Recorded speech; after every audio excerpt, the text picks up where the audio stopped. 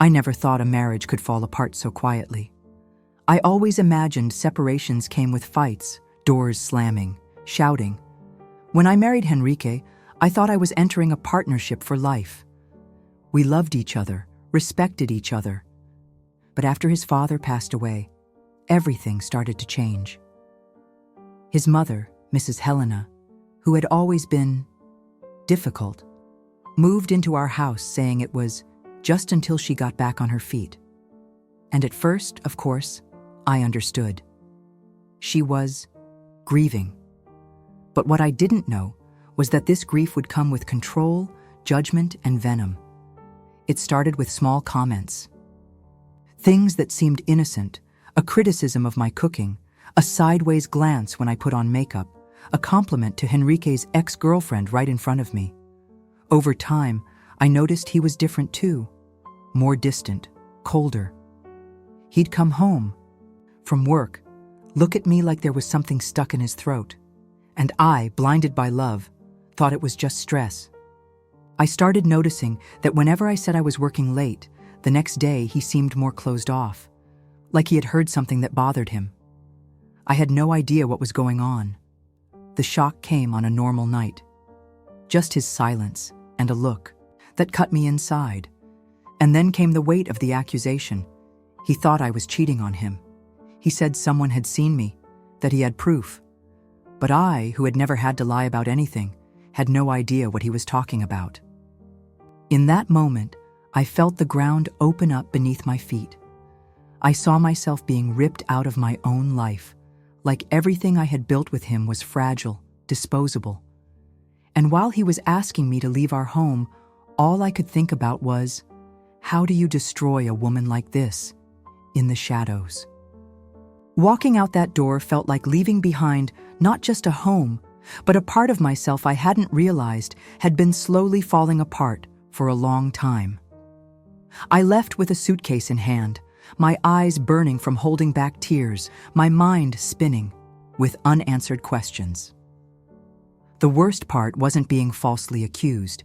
It was realizing that the man I had shared years of my life with believed a lie, without even looking me in the eye or asking for my side of the story. Trust died that day. I went to stay with Julia, my best friend since college. She welcomed me without asking anything, hugged me with that kind of silence only someone who truly loves you can give. I was still numb. I barely slept, ate even less.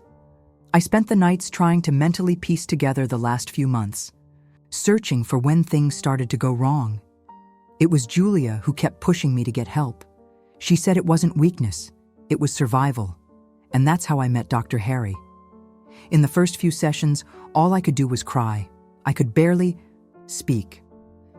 But little by little, the words came, along with the anger, the shame, and the pain. I revisited so many moments I had ignored. All the times I gave in, stayed quiet, swallowed my discomfort. How Henrique always took his mom's side, out of respect. How I was called dramatic whenever I pointed out toxic behavior.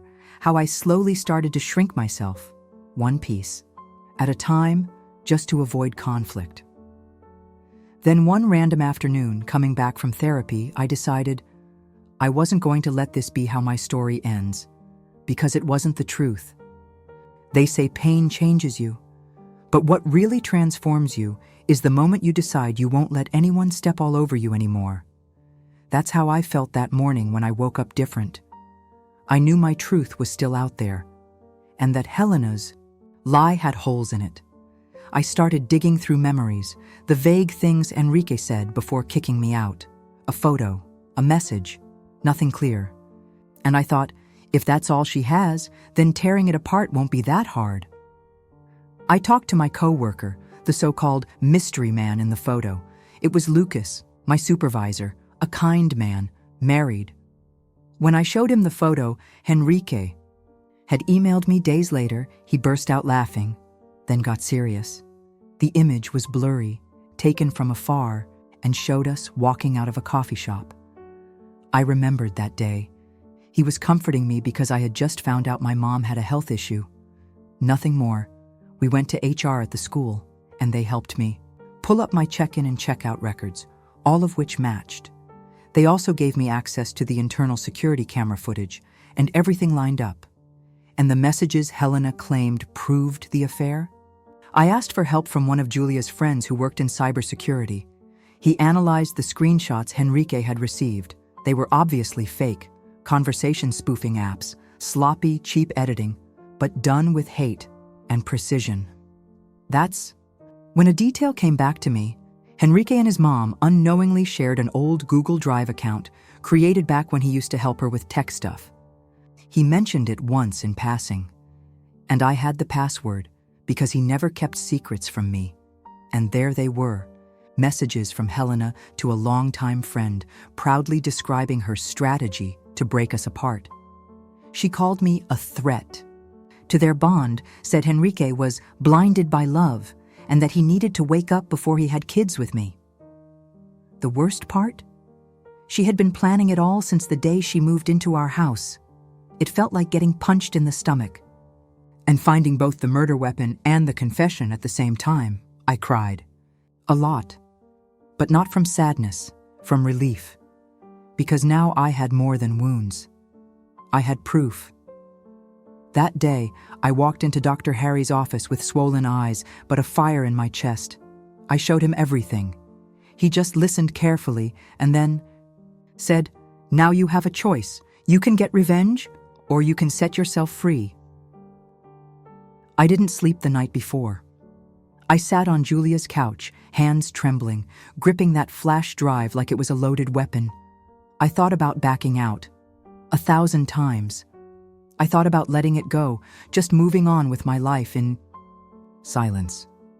But then I'd remember how I was thrown out of my own home without a chance to defend myself.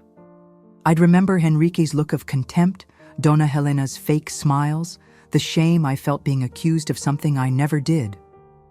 So I took a deep breath and went through with the plan. I called Henrique, said I wanted to talk.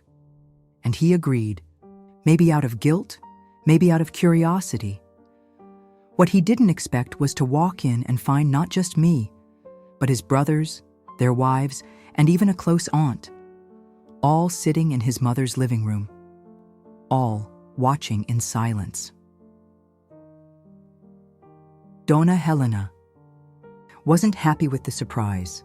She tried to keep her composure, but you could see the tension in her hands, nervously smoothing the hem of her blouse.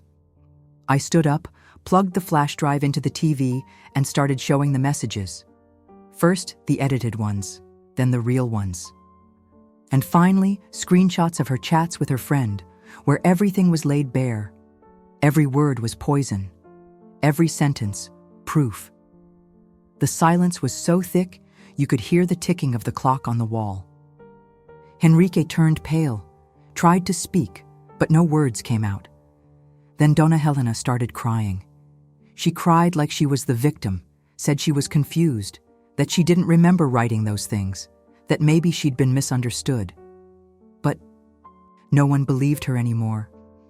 That's when Henrique stood up, eyes filled with tears, and said he was sorry, that he'd been a fool, that he'd made a mistake. He apologized in front of everyone, as if that could undo the damage. I looked at him and felt a kind of indifference, an emptiness where once there had been everything. I said goodbye with a nod, and not a single tear. I moved into a small apartment with big windows and walls that still smelled like fresh paint. Julia helped me pick out the furniture. At school, I got the chance to teach in a community program that gave me purpose. I felt useful again. Valued.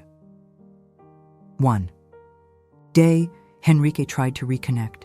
He texted me, saying he thought about me every day, that he could finally see things clearly. He said he missed me, that he still loved me. But it was too late. I had found myself. And that was the hardest. Most beautiful relationship of all. Going back to him would be going back to emptiness. And I had already filled mine. Months later, on a random Sunday, I went to the city's book fair. I was walking between stalls, flipping through old editions, when I saw a young woman sitting on a bench, crying quietly. She looked like she was trying to hide her tears, like I had so many times. I sat beside her and asked if she wanted to talk. She hesitated, but said yes. I listened to her story: a suffocating relationship, a manipulative boyfriend, a family that didn't believe her. And when she finished, she was surprised I didn't jump in with ready-made advice. I just said, "You're not alone, and you're much stronger than you think." In that moment, I knew my pain hadn't been for nothing. Because turning pain into healing, not just for me, but for other women, is the kind of victory no one can take away. I was accused, humiliated, discarded, but I survived. And more than that, I bloomed.